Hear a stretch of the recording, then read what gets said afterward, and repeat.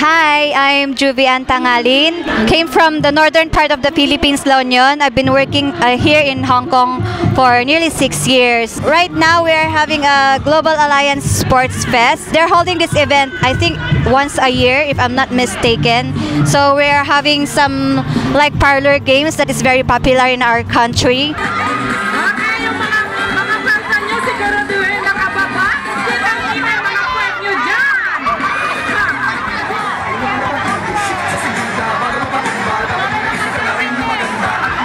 It's like we are in the Philippines while we are doing this.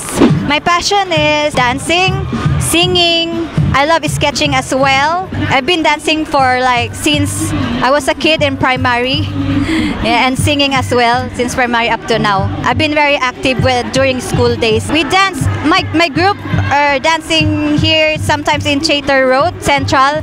It depends where the association gonna hold their program or event. It's very hard to be away from our family, but I have a daughter who needs educational need, and my mom who needs some financial.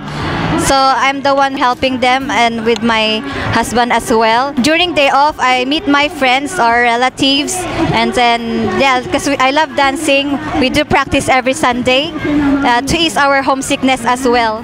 Thank you for watching. Please subscribe to this channel after watching. God bless you all. Bye.